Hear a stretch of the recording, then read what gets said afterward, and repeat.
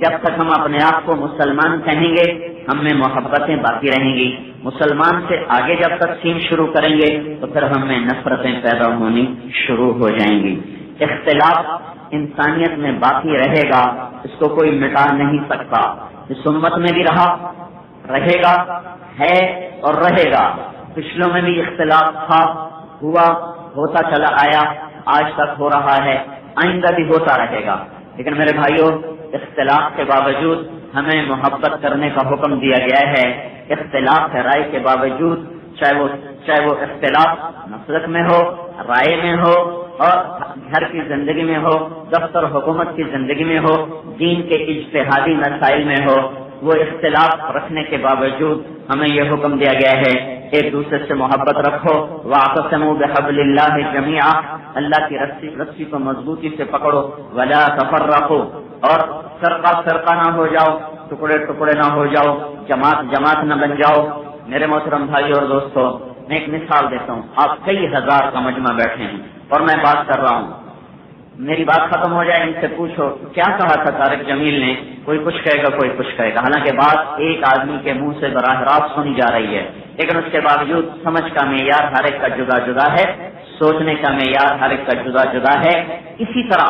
میرے محترم بھائی اور دوستو، اخلاص کے باوجود بھی، پورے اخلاص کے باوجود بھی اس امت میں اختلاف باقی رہے گا۔ اگر ہم مسلمان بن کے زندہ رہیں گے اور ایک دوسرے کے مسلک کا احترام کریں گے، ایک دوسرے کی رائے کا احترام کریں گے، تم سب غلط، میں بالکل ٹھیک، تم سارے کافر، میں صرف اکیلا مسلمان، تم سارے مشرک، صرف میں موحد، اگر یہ رخ ہمارا قائم ہو گیا، جو قائم ہو چکا ہے اور موجود ہے، تو نفرتیں پروان چڑھتی جائیں گی اور ایک ایسی آگ جلے گی، ایک ایسی آگ بلند ہوگی جسے 7 سمندر کا پانی نہیں بجھائے گا، اور برسات کی گھنگور گھٹائیں بھی نہیں برسا سکیں گی، فائر بریگیڈ ساری دنیا کے مل کر بھی اس آگ کو نہیں بجھا سکتے۔ یہ لوگ، یہ فائر بریگیڈ، آسمان کا پانی، سمندر کا پانی تو لکڑی میں لگنے والی، پیٹرول میں لگنے والی آگ کو بجھاتا ہے، لیکن میرے بھائیوں، نفرتوں کی آگ ہڈیوں کے اندر سلگتی ہے، گوشت پوست میں جلتی ہے۔ اس آگ کو صرف اللہ کے نبی کا طریقہ اور اس کی محبت اور اس کا اتباع اور ایک دوسرے کی رائے کا احترام، صرف یہ چیز ہے جو اس محبت، جو اس آگ پہ پانی ڈال سکتی ہے۔ اگر ہم نے یہ محبت نہ سیکھی اور اپنے آپ کو بھی صحیح سمجھتے رہے اور اوروں پر پانی پھیرتے رہے تو میرے بھائیوں، ہم پہلے ہی مٹ رہے ہیں، پھر اور بھی مٹتے چلے جائیں گے اور ہلاک و برباد ہوتے چلے جائیں گے۔ تاریخ اپنے آپ کو دہراتی ہے، تاریخ اپنے آپ کو دہراتی ہے۔ عراق میں پہلی کربلا بھی محرم میں قائم ہوئی، 61 ہجری 10 محرم میں امام حسین رضی اللہ تعالی عنہ کو شہید کیا گیا۔ پھر دوسری کربلا 656 ہجری میں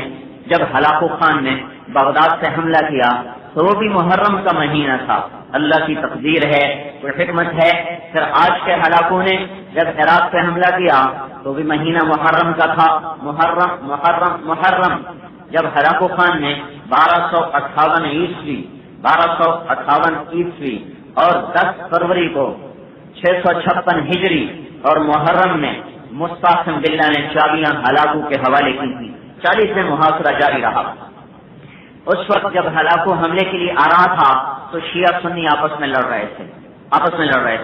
اور مختلف مسالک کے علماء آپس میں مناظرے کر رہے تھے۔ وہ اس کو کہتا تم غلط، وہ اسے کہتا تم غلط، وہ اسے کہتا تم غلط، وہ اسے کہتا تم غلط۔ بڑے بڑے عمراء وہ زنا میں لگ گئے تھے، شراب میں لگ گئے تھے، گانا عام تھا اور